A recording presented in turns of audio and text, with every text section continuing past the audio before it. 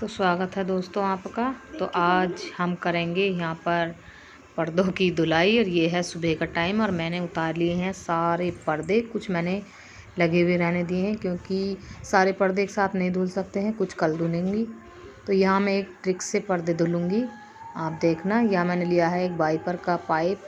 Wiper टूट गया था, उसका पाइप लिया था और मैंने इसमें ऐसे करके सारे पर्दों को मतलब डाल लिया है पाइप के अंदर, छल्ले उसमें डाल लिए हैं। और बाकी जो पोर्शन है वो मैंने मशीन में डाल दिया है और पानी डाल के सर्फ़ डाल दिया है।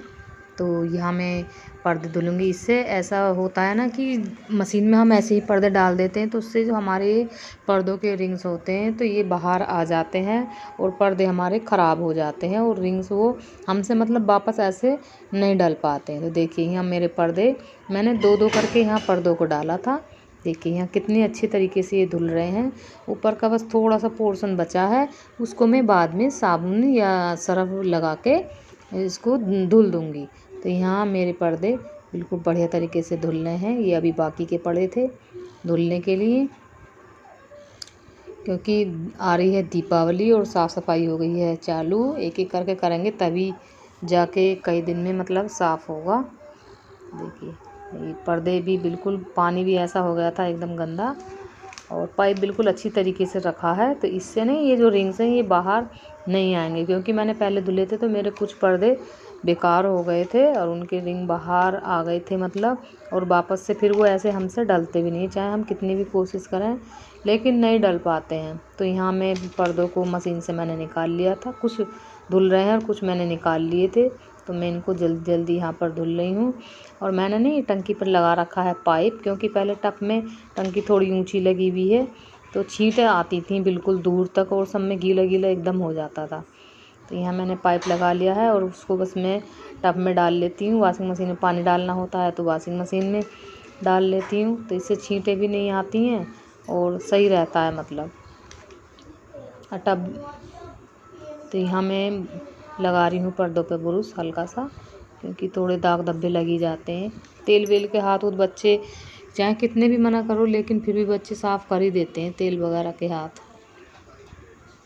तो देखिए यहाँ पर्दों को अच्छी तरीके से खंगाल लेंगे। और उधर भी मेरा पाइप भी बिल्कुल अच्छी तरीके से रखा हुआ है वॉशिंग मशीन के ऊपर। तो भाई मुझे तो ये ट्रिक बहुत अच्छी लगी एकदम, आप भी ज़रूर ट्राई करना और आपका एक भी पर्दा बिल्कुल भी बेकार नहीं होगा और सारे पर्दे आराम से धुल जाते हैं। तो यहाँ मैंने पर्दों को ड्रायर कर लिया था और मैं जा रही थी इनको बाहर सुखाने के लिए। और इस टाइम बच्चे गए हुए थे स्कूल और जो छोटा है वो भी सोया हुआ था, तो इसलिए मैं थोड़ा जल्दी जल्दी भी कर रही थी काम। उसके बाद में यहाँ नहा ली थी और उसके बाद मैंने सिला था एक थैला।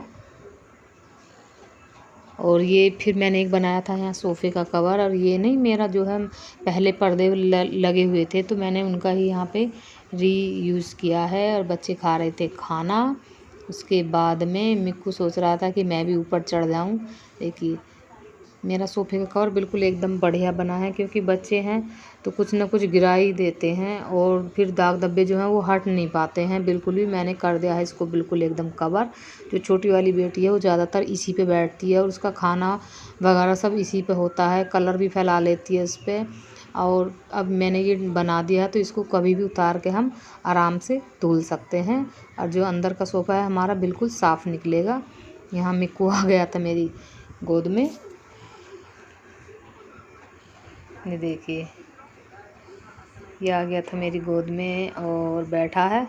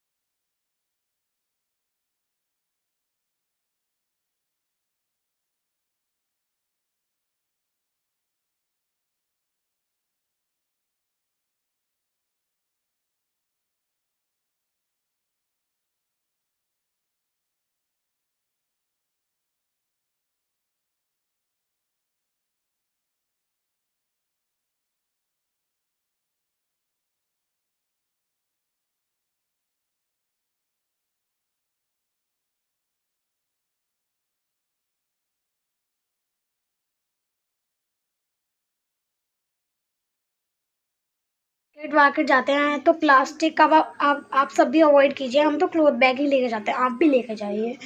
तो अब मैं आपको दिखाती हूँ हम दोनों क्या कर रहे हैं। गाइस कन्या अब पढ़ रही है और यहाँ मैं पढ़ रही थी मैथ्स। कन्या क्या पढ़ रही है? हिंदी। कन्या हिंदी पढ़ रही है आज।